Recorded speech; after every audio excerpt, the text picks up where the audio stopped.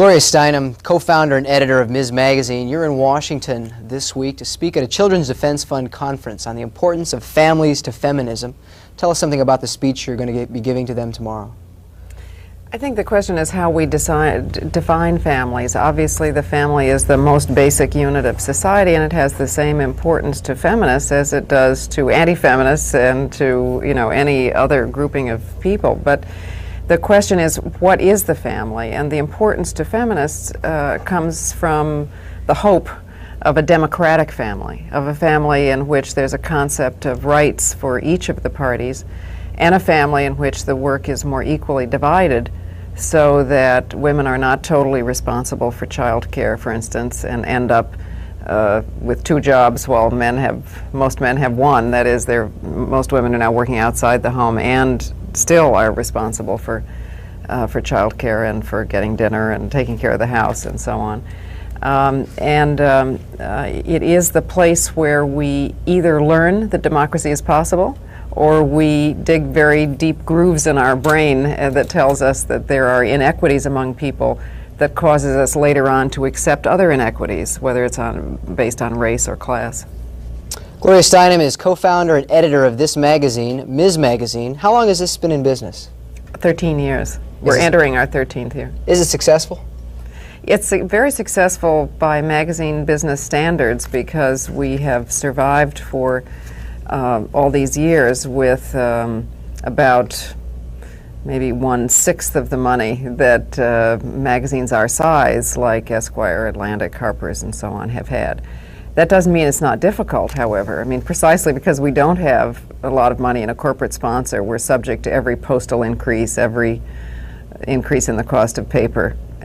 So, we've succeeded without advertising because we couldn't afford advertising. Correct me if I'm wrong, but Ms. Magazine is a nonprofit organization. Yes, we're a foundation. Mm-hmm. Now that is unique, is it not, among magazines in general? There aren't many nonprofit magazines. Well, actually, the National Geographic is, Black Scholar is, Mother Jones is. There's a handful of magazines, Harper's now is, that are foundations. Is this magazine intended to be a spokesperson for the women's movement? It's intended to be a forum for it because there's much diversity. That's the strength of the movement. And what makes us different from other women's magazines is that, first of all, our bottom line is we assume that women are equal human beings. We're not still arguing about it like other magazines.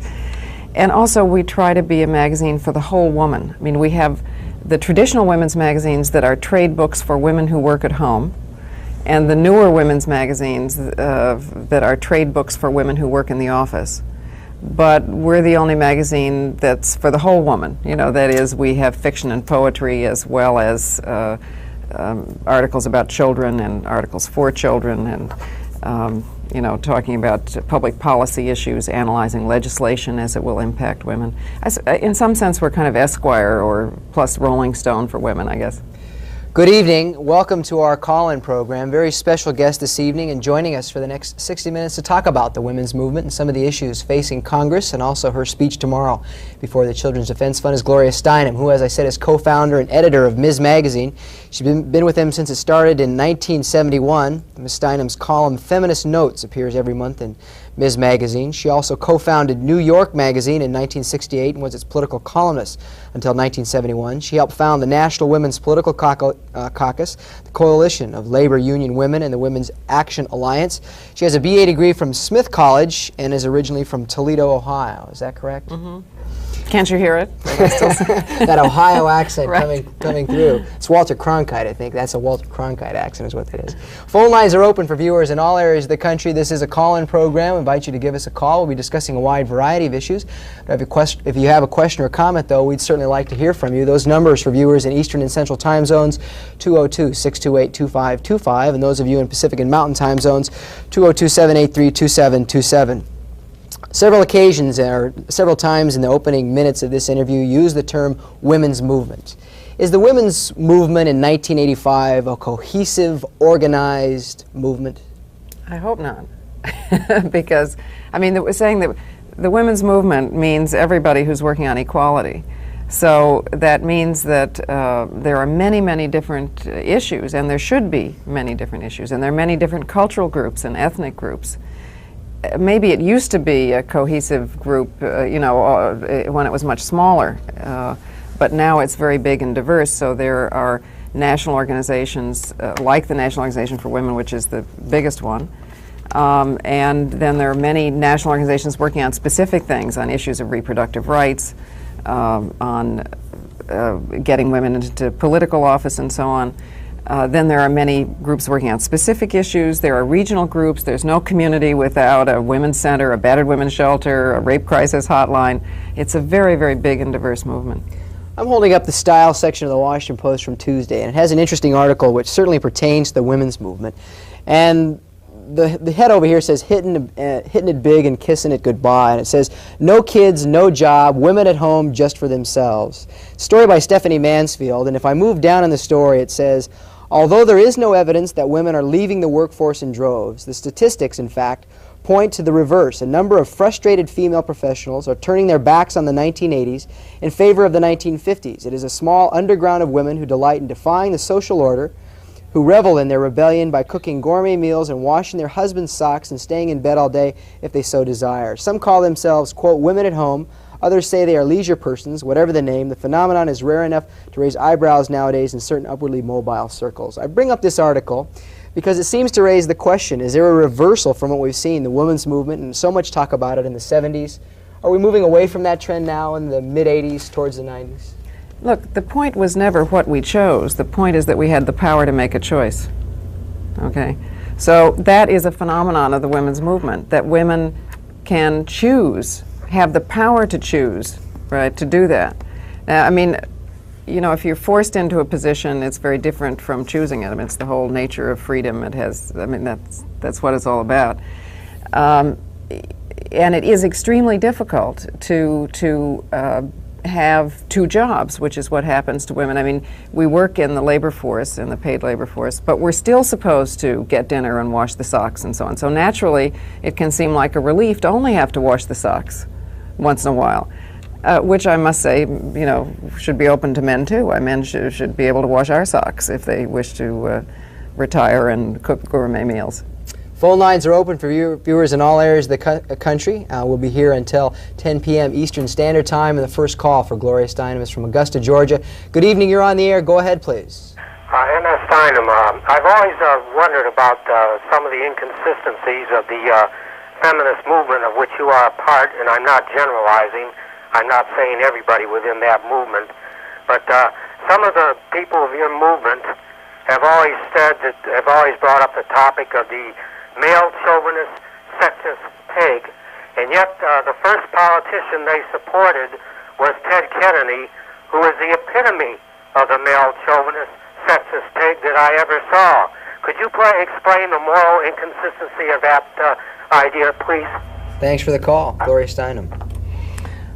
Well, I think there has been a lot of concern about, I mean, the feminist movement, one of its mottos is the personal is political.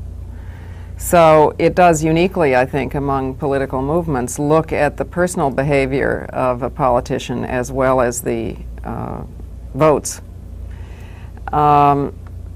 And that has been a source of concern, not only about Senator Kennedy, but about, I mean, let's face it, most of the men in the House and the Senate. You must deal with what the real universe is, and Senator Kennedy, in fact, in terms of his public actions and his votes, has been extremely supportive of women's rights, has initiated legislation, for instance, for women in science and so-called, unfeminine fields, and has very often been a leader on those issues. So in the real world, if we were not going to vote, if we were going to vote for men who behaved perfectly towards women, we wouldn't vote. But in the real world, Senator Kennedy is one of the leaders in public policy for women's rights. Long Beach, California. Good evening, and go ahead, please. Long Beach, are you with us? Hello. Yes, I had to turn my TV down. Okay. And I just wanted you to know. My mother, my 82-year-old mother, and I saw your movie, Bunny's Tail. last night on Channel 2, I believe, here. And, I'm so glad we saw it. It gave me a new perspective on the woman's movement. And I've watched from a distance, haven't been part of it, but I've been one of those that chose to work and have a family, too. I never had any complaints, but I can sure seen a lot of people that did have, and justifiably. And let's see, my mother said that she wished you'd come along a long time ago. That helps a lot. Did you think it was a pretty accurate movie? Did you think it was a good movie, caller? Oh, I thought it was an excellent movie. I think it gave a perspective that we don't see, but it exists in so many lines that women work in, but especially in that field. I'm holding up Gloria Steinem's book, and one of the chapters right here, I Was a Playboy Bunny, and this chapter was a topic of that movie yesterday. A lot of people saw it. Did you think it was a good movie? Yes, I thought it was an excellent movie. I was asking Gloria Steinem, caller. Thank you very much for the call. Did you think it was a good movie? Yeah, I liked it because, I mean, you know, when they first asked me, when ABC first said, do you want to make this into a movie, I said, absolutely not, you know. I mean, because I had this vision of them exploiting, you know, bunnies one more time. But Joan Marks, the producer, made sure that I got approval of the writer and the treatment, and also it was a wonderful team of women who did it. Karen Arthur, who was the director, Kirstie Alley, who was the star, Dina Goldstone, who was the writer. So what I liked about it was that I think it allowed us to see bunnies as people, not objects. And that was very important. And the second important thing was that it was a story that could have happened anywhere, whether it's in a secretarial pool or a factory, wherever it is, because it was that moment when women first realized that if we act together and support each other, we can make a change for the better. This is Gloria Steinem's book, Gloria Steinem, Outrageous Acts and Everyday Rebellions. Why'd you pick that particular title? It is too long, don't you think, for a book title? It's I'll tell you what it comes from. Well, it comes from a kind of organizer's deal that I make with audiences at the end of speeches. A movement is only composed of people moving, right? And I'm always very concerned about what happens the next day after we've had a meeting or a rally or whatever. So I ask people to do at least one outrageous thing in the next 24 hours. Say beginning at 9 o'clock. I'll make this deal with people who are watching, right? If each individual promises to do at least one outrageous thing in the cause of simple justice in the 24 hours beginning, say, at 9 o'clock tomorrow morning, can be as simple as saying, pick it up yourself, for a very subversive act for women who have been the servants in their own households.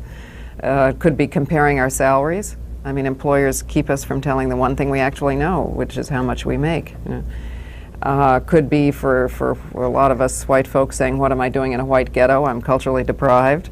Could be many things. Could be writing about a piece of legislation, whatever.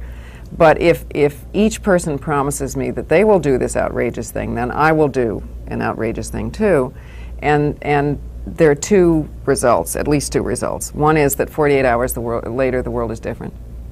And the other is that you have such a good time that you never again get up in the morning saying, will I do an outrageous thing, but only which outrageous thing will I do today? Has your life been a constant string of outrageous acts and rebellions?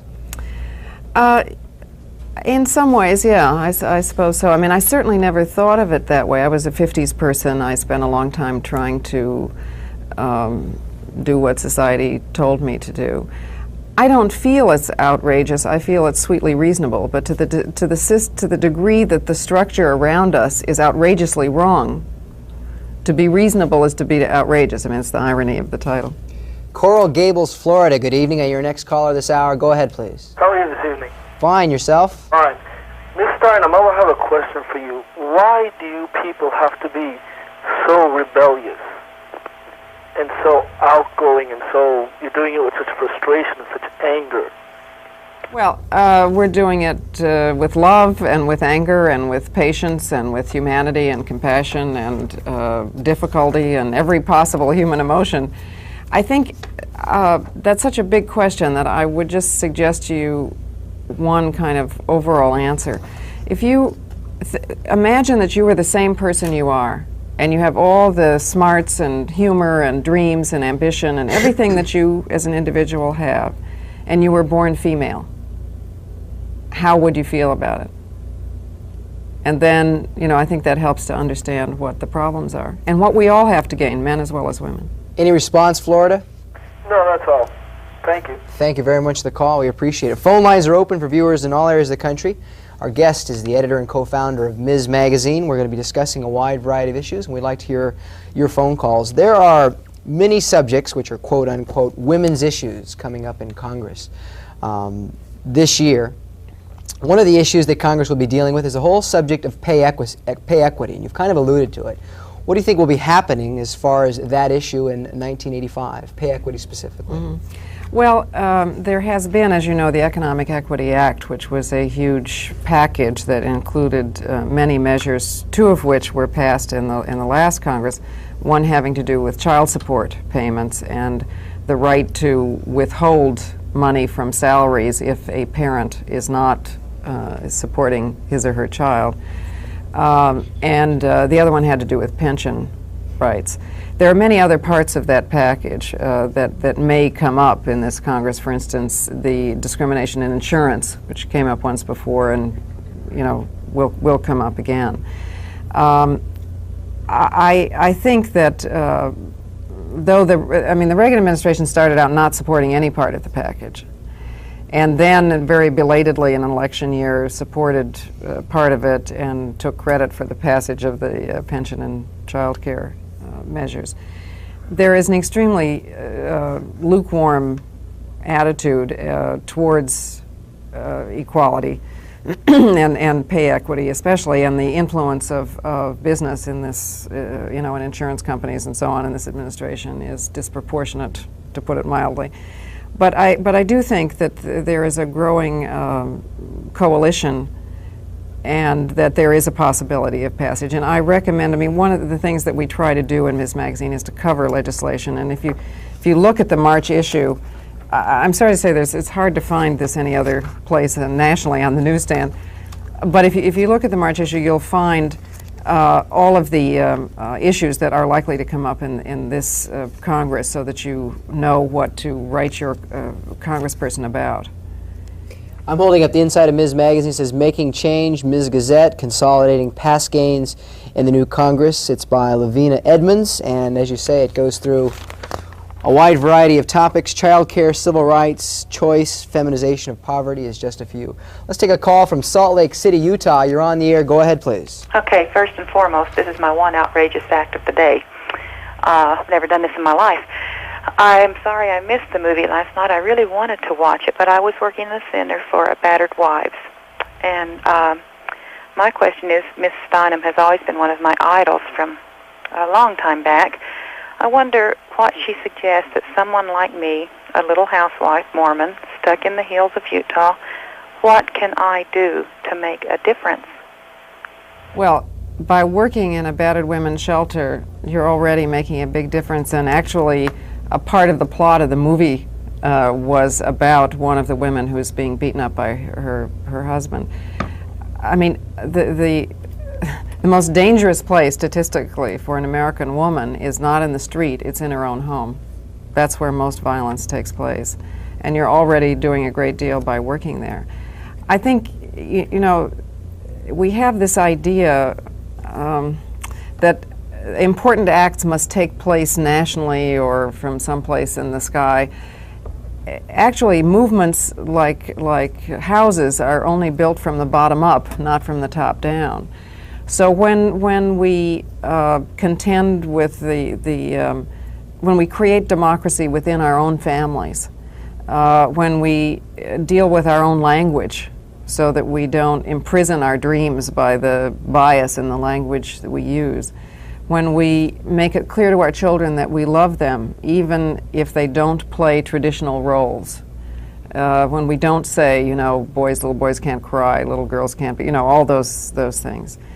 When we deal with our religions, and certainly, you know, the Mormon structure per se has been a great, not the individual Mormon, but the Mormon structure has been a very great impediment for women's equality and a big opponent of the Equal Rights Amendment. And even excommunicated women who worked in support of the Equal Rights Amendment. All of those are the heart and soul of the movement. I mean, that is real change. And a lot of the rhetoric that goes on at an upper level is not real change. So please don't say you're just a little housewife from Utah, because first of all, housewives are workers. I mean, we have to get rid of this language that says women who don't work and women who work. I mean, homemakers work harder than any other group in the economy. And secondly, you are the heart of the change. Cleveland, Ohio, good evening. Go ahead, please. Hello. Gloria, you're a great heroine of mine. We're both from the 50s. And growing up, I felt all the things that you felt and fought some of the battles, though not nearly as successfully. So I'd just like to tell you that I'm pretty successful in the business world, and I've been very happy with my life. But I have to say, it's still there. It's still there. Working with men, it's very... The problems that are still there. Pardon? You mean the problems are still there? The problems are still there. They're very deep inside of all of us. And in trying very hard, and sometimes not hard, but the barriers between men and women in the business world are still there. Men, in particular, are still very uncomfortable dealing with women on an equal basis, dealing with women who are perhaps above them in business.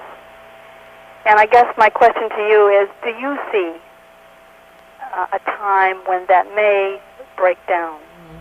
Carla, if I could ask you a question. Do you think the movement, though, is in the right direction? In society, you seem to feel that you're not treated fairly. Is society, specifically American society, moving in the right direction, even though it isn't fair to you now? I'm not sure. I think I would have to have more contact with some of the younger women, say those just coming out of college right now. I'm not sure how they feel about it. I think there's been a backsliding in the United States for women. I know that things now feel differently to me than they did in the 70s, where there was a lot more support for women. That is, there was more acceptance, a greater enthusiasm to accept women. Now I think that's past, and it may be a function of my being at a different place, a higher level in business, but I'm not sure. Okay, Cleveland, thanks for the call. Gloria Steinem. Yeah, it's interesting. I think to try to make some perspective historically, I think we spent 100, 150 years trying to gain a legal identity for women of all races and for black men as human beings. I mean, women and black men had been possessible as chattel, as objects. They were not legally human beings. It was a big gain to become legal persons. Now, having gained a legal identity in the second wave, we are struggling for legal equality. That's probably going to take a century, and we're only about 15 years into it. And we are dealing with patriarchy and racism that goes very deep, and we've had at least 5,000 years of both to overthrow or to humanize those systems. We tend to pick our verb depending on the state of our patience at the moment, is going to take a very long time. And for instance, though we are growing thanks to the courage of women like the caller who are in the paid labor force and out there on the edge of change, men and women are growing accustomed to seeing women honored in public authority. But let's remember that as long as within the family most children are raised almost totally by women, we will continue to associate female authority with childhood, and thus it will be threatening when we see women in positions of public and business authority, because it will emotionally feel like, to some women as well as especially to men, a regression to childhood. So, you know, the changes are very much hooked up to each other and go very deep, as this caller says. She suggested that women as a movement have been backsliding recently. Would you agree with that? No, I don't think. I think what's happened is that, I mean, the reason I say no is because the public opinion polls show growing support for every issue of equality you can name. So, you know, I think that it has become a massive populist consciousness changing, and all of us feel differently about what our kids can do, and, you know. But precisely because of its success, there's a backlash. And the backlash controls the White House. I mean, we have the most anti-equality president in the history of the country. We've had presidents before who didn't know anything about equality. We have presidents who said, let's stop now, this has gone far enough. This is the first one who said, let's turn backward. So he has given permission to the voicing of sexist and racist sentiments that would have been unfashionable or suppressed a few years ago. But let's not forget that we still have the majority, even if he has the White House. Gloria Steinem, co-founder and editor of Ms. Magazine, is our guest. San Diego, California. You're our next caller. Go ahead, please. Yes. First of all, I'd like to thank you, Ms. Steinem, for the profound influence you've had on my life. And I'd also like to comment on something that the last caller touched on, and that is I'm 27, and I feel very strongly involved in feminism and the women's movement. However, I am in contact with a lot of women in the age of, 15 to 20, and I feel that they don't understand the importance or the depth of the movement at all. And in addition to that, they are under this huge media influence of like the anti-women videos on MTV, the movies that are aimed at the teenage male mentality, such as Porky's and that type of genre of films. How do you feel that we, who are older and who do understand the depth of the movement, how do you feel we can impress younger women with these feelings? Well, I would say one general thing to remember, and that is that women's pattern of activism is, in general, I don't mean that this is true of all individuals, but culture-wide, it's the reverse of men's pattern of activism. Women get more activist as we grow older. Men get more conservative as they grow older.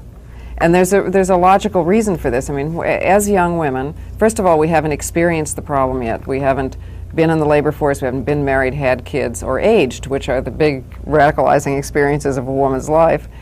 And also, to the extent that women have power in a patriarchy, it's when we're young, as sex objects, childbearers, workers, and so on.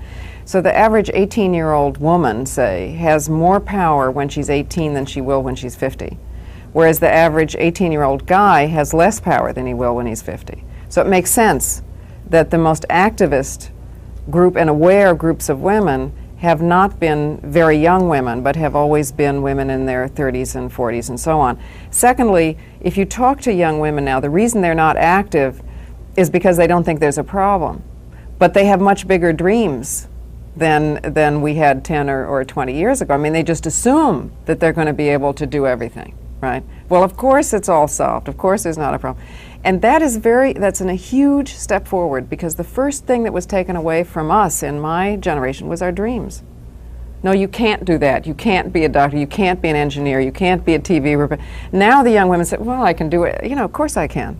So to some extent, you can't artificially manufacture experience. Those women are going to have to find out, you know, when they get into the labor force and get married and have kids, what it's all about.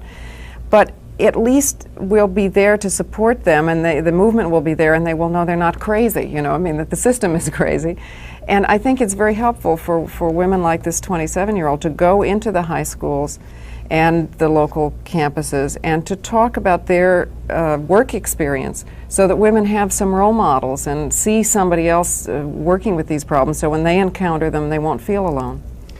Front cover of Ms. Magazine this month shows a picture of a woman holding up the world, and it says, "Woman, a new superpower." And if you move to the inside of it, the way I understand it, a group of women met in New York City and tried to put together a woman's foreign policy. What became of that discussion? What did you decide? It was a fascinating discussion, because I'll tell you what made me want to be part of it and suggest it as an article. was the growing over the years frustration with the fact that women are not included as considerations in U.S. foreign policy by and large. For instance, we hear, or at least under the Carter administration, we heard something about human rights. It did not include women. We heard a lot, as we should, about the Jewish citizens within the Soviet Union who cannot leave. We heard absolutely nothing, and we still hear nothing, about the women in the Middle East, who none of whom can leave their countries without permission of their husbands or fathers, written permission, and so on. There are many such examples. So then there's specifics like Afghanistan. I remember reading about the great condemnations of the Soviet invasion, which of course was a terrible aggressive act in Afghanistan. But the interesting thing was that the tribesmen who were objecting to one of the Soviet-backed Afghanistani governments were objecting. Why? Because that government, which was a sort of socialist, Soviet-backed government, said that boys and girls could go to school, and that women should also go to political meetings, not just men. Well, the tribesmen said, "Are you kidding? I mean, this is you're going to tell me what to do with my women?" That was they took up their rifles. And I said to myself, well, why am I supporting them? They're not supporting, my group there. So I started to think, what would happen if women had the consciousness of connection to other women that that Jews have to other Jews to a large extent, that Black Americans have much more now about race in other countries and what's going on in Africa and so on. And it's a fascinating discussion because it really makes you question what the national interest of this country is when the national interest is interpreted as being the masculine interest, the white interest, a particular economic interest, and clearly becomes not representative of the whole nation. Kansas City, Kansas. Good evening. You're on the air with Gloria Steinem. Go ahead, please. Good evening. My first statement really is that I agree with Gloria's feelings on the equality of men and women, as we all should be equal. But I would like to ask her and her magazine, Ms., about their stance on abortion, because these are really people also. Well, it's obviously a question that only the individual can solve, and that's the point of a pro-choice position. And if you are, or if this caller's a man, he won't have to face the problem. But certainly, the point of a feminist pro-choice position is to protect women who don't want to have abortions from being pressured into having abortions, and also to help with family planning and any way of making this decision unnecessary. Nobody goes through a surgical procedure as a pleasure. Women aren't choosing this out of anything but desperation.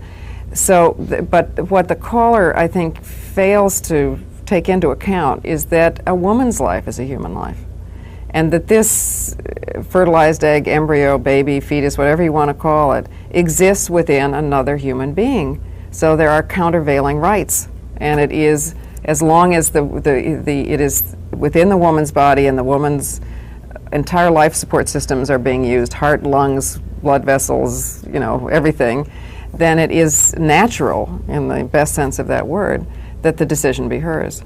Ventura, California. Go ahead, please. Yes, I agree with Gloria on the abortion issue. In fact, since 1970, I've been listening to her and reading her writings. In 1971, in El Paso, Texas, one evening, Gloria, you were a speaker at our university there, and you made a statement about a women's group that had formed there, and you were telling the audience how there was a male that had came in and had a sit-in in the group that was going on, because it was only for women. And I was very enlightened, I guess, about 4 years ago, when you began to think in terms of men that really felt equally as strong about this point as far as equality among as the people that were being discriminated against. And since that time, I've worked in offices with secretaries as a secretary, and I'm still surprised. If I'm in a room and someone comes in that room, they won't go to the women. They'll come and sit by me or talk to me. And it's frustrating for me to see this happening and embarrassing. So I'm just glad to see you still at it. Oh, well, I'm glad to see you at it, and I'll tell you, it means a lot that you say what you say, because it will be taken seriously because a man is saying it, and also, I mean, you know, there's a way in which, I mean, if you can say there's more virtue where there's more choice, then men who could have male privilege and choose not to have it, as this man has chosen not to have it, are more virtuous than those of us who have less choice. And it does give us our whole humanity to gain, and I think it is a great education for men to be in a female position and see what happens, just as it's a great education for a white person, say, to be in what is traditionally a black position and see what happens. Guntersville, Alabama, you're on the air with Gloria Steinem. Go ahead, please. Yes, I was a career woman for many years before I was married, and my father surprised me. I was having a few problems after I was married, and when I made a remark to him, he said, "Oh, you should be able to take care of that situation." He just told me he thought he had brought his family up, all of us, to be independent, and I think that's the most important thing to tell women too. And of course, if their mother and father don't train them, that's the reason, I think. But they should teach them. I grew up in a family that I had 3 sisters and 6 brothers, and I was right in the middle of all that family. And listen, I cannot tolerate anyone saying anything about Ted Kennedy. I think he's a wonderful man. And I tell you, I think the measure of a man is how they treat their mother. And these Kennedys all appreciate Rose Kennedy. But I think that's the main thing that you should point out to women, that they should become independent. Their parents, they haven't learned this in the background. Alabama, thanks for the call. No, I think that's true, because women are taught to have derived identity, not autonomous identity. You know, you're identified by the husband or father or boss, or to whom you are a vice or a co in the office, or what, you know, rather than an autonomous one, in order to, you know, perpetuate this kind of supportive position. And it's quite true. Autonomy, the experience of autonomy, is the single most important thing. For instance, one of the interesting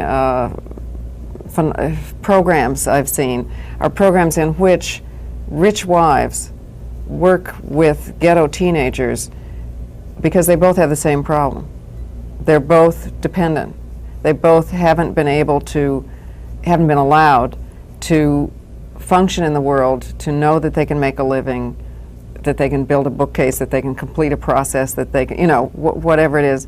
And it's fascinating that phenomenon of dependency, of lack of autonomy, of feeling you have no affect on the world, survives economic class to a large extent when it's women.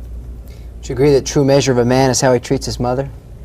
Well, I don't think there's any true measure, but it's certainly a very good measure, and I'm glad that she came to the defense of Senator Kennedy. One of the most recent subjects of debate in the op-ed pages has been the commercial that former Representative Geraldine Ferraro is going to make for Pepsi, making $500,000 for doing a commercial. Some people in these op-eds are suggesting that she's diluting the political power that she had. She's taking away from some of the shine she had as one of the first the first female vice presidential candidate. What do you think? Does it hurt Geraldine Ferraro and hurt what she's done for women because she's now going to do a Pepsi commercial for $500,000?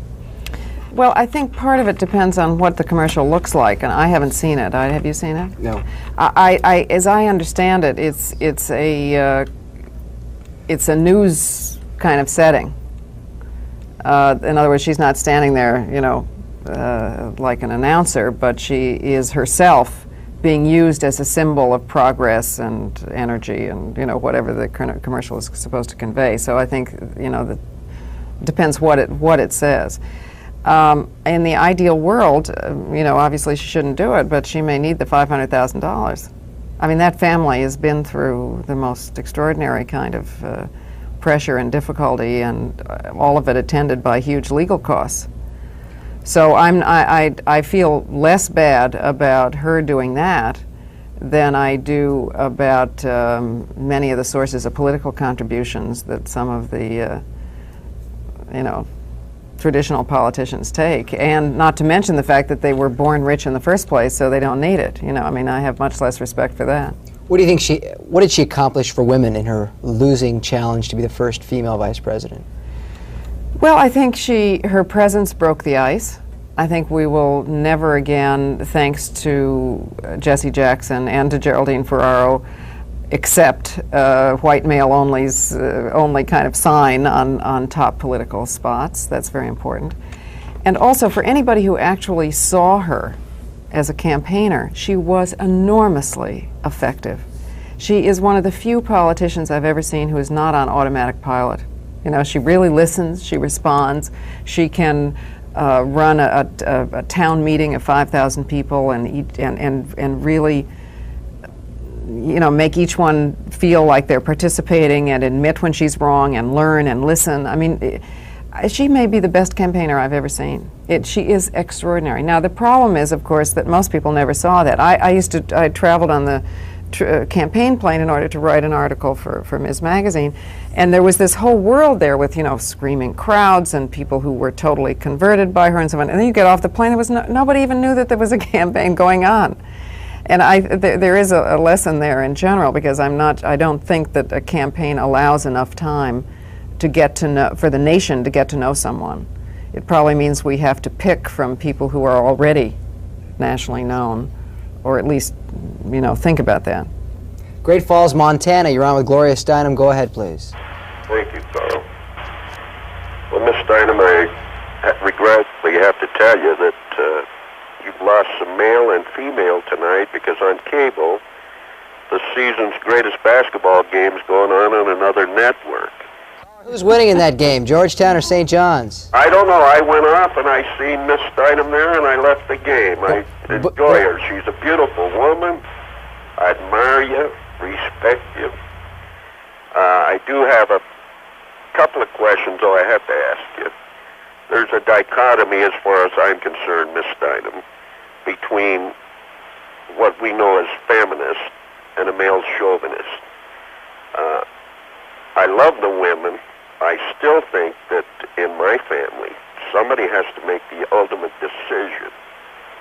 And me, as head of the household, usually makes it after some discussion. But even if she opposes me or did oppose me, I still made the final decision. I have been called a male chauvinist on occasion, but I want to hear your definition of it. I want them to have equal pay for equal work. I think it's hurt some of my male colleagues, because they've abandoned and they said, hell, the women are the leaders, the women are the goers, they're calling the shots, and too many male, well, divorce rate is, I think, increasing because of it. That's some of what I believe is causing it. But if you'll just tell me what a male chauvinist really is, and a short on a feminist, because I know all feminists aren't as beautiful as you are. Montana, thanks for the call, Gloria Steinem. Well, a feminist is just somebody who believes that women are full human beings. Thus, men can and should be feminists, as women are feminists. A male chauvinist is somebody who believes that men are per se superior. So it would be saying one is a male chauvinist is as serious as saying one is a racist, or one is a fascist or anti-Semite, or so, because it is saying that you believe that one group of people are superior, immutably superior to another group. I don't think the caller believes that in public life, obviously, because he supports equal pay and because he left the basketball game the jockocracy doesn't rule everything. I think that I know that men have been encouraged to internalize the idea that in order to be real men, they have to make the decision. But I think that this kind of pressure is exactly why, or part of the reason why men have shorter life expectancies. It's the pressure of the masculine role. And if we look at life as cooperation, rather than domination, and realize that no one person can or should always make the right decision, then it relieves a lot of the impossible pressures. And if you have two adults there, you double your chances for access to information and expertise and a better decision if you make it between the two adults, instead of replicating only the virtues and problems of one person by taking only one decision maker. Sioux City, Iowa. Go ahead, please. Yes, Max Spain from Sioux City, Iowa. Good evening. Gloria, I have a question in two parts. But first, a statement. I think you have made a significant step forward in the women's movement, and I applaud you for that. My questions are, what labor organizations do you think are truly fair and progressive in the women's issue, and what advice would you give those to increase their efforts or to continue their efforts? Well, the history of the labor union movement has been one in which women were very, very active, but once the unions solidified, they often became sort of male workers' protective associations, and sometimes for particular ethnic groups as well. And that's a problem, and many people are trying to reform that, and there is a wide range. I mean, there are as many different kinds of unions as there are unions, really. I always regret when I hear people speaking of unions as if there was one monolithic lump, because clearly unions like 1199, which is the hospital workers union in New York, which is primarily composed of women and disproportionately women of color who work in hospitals, a very different union from the Teamsters, who are white males by and large. And in between, you get the UAW, that is a very progressive union and takes good stands on women's issues.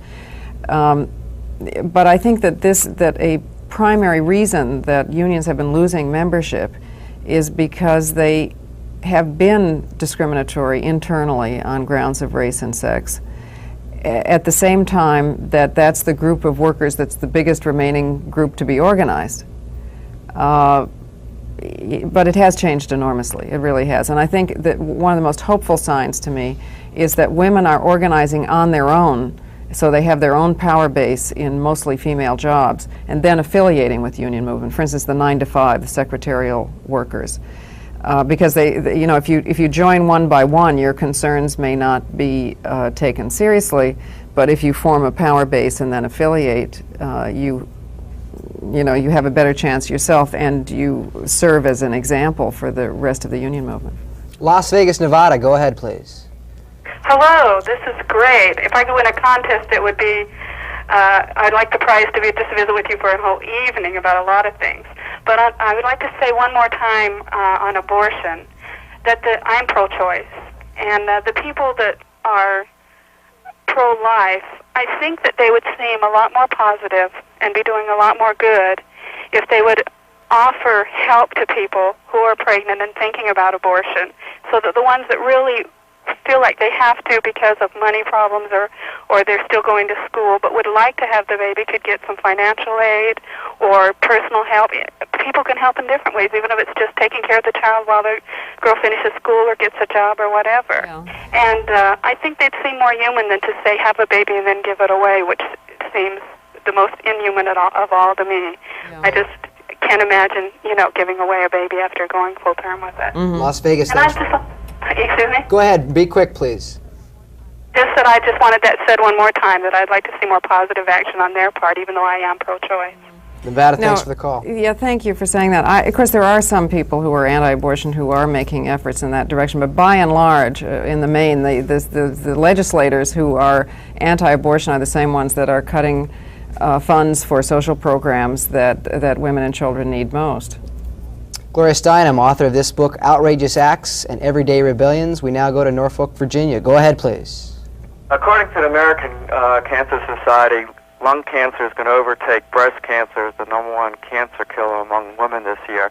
Yet Ms. Magazine, according to a study I've read, has never carried an article on smoking and health. Don't you think, as a leading women's magazine, Ms. should be concerned with the health of women? Yes, and we have carried articles on smoking and health, especially of pregnant women and so on. Maybe what you're referring to is that we do take ads for cigarettes. Is that what you mean? It's off the air. Oh, well, I mean, because our health coverage is, you know, one of the most important and unique things that we do. On the question of ads, we sort of debated this when we first started. It was just at the point when cigarettes were being asked to put the label, this may be dangerous to your health and so on the package, and thus also on the ad. We came to the conclusion that the point of feminism was really to give people the information and the power to make their own decisions, but not to tell them what to do, and that, you know, the same was true of alcohol ads. I mean, you know, we're not going to tell people not to have a glass of wine or, you know, whatever, that it is women who are, it is the state of mind that brings the addiction more than the object, okay? So we decided that if the label was put on cigarettes, we would take the ads, and if the label wasn't, we wouldn't. And we've stuck with that policy. Now, you know, there are ways in which, I suppose, you know, I think when we started, we thought we didn't want to have any advertising at all. But since then, we've come to realize that the images of advertising are such an important influence on women that to be able to serve as a laboratory for change and for better ads altogether is perhaps one of the most important things that we do. Does it bother you Incidentally, we don't take ads for cigarettes that portray women in crazy ways and attribute, you know, the entire success of the movement to cigarettes and so on. I mean, we've given up a lot of revenue by not taking those ads. Gloria Steinem, the editor, co-founder of this magazine, Ms. Magazine. Is it a monthly magazine? Yes. And what's it cost to subscribe to it? Well, there's a card right there. It depends on whether you're, I mean, it's $10.50. Because right now there's a half-price special offer, but each issue is $1.75. Gloria Steinem, thank you very much for joining us. Our 60 Minutes is over, and we appreciate you taking this time out with us. No, thank you.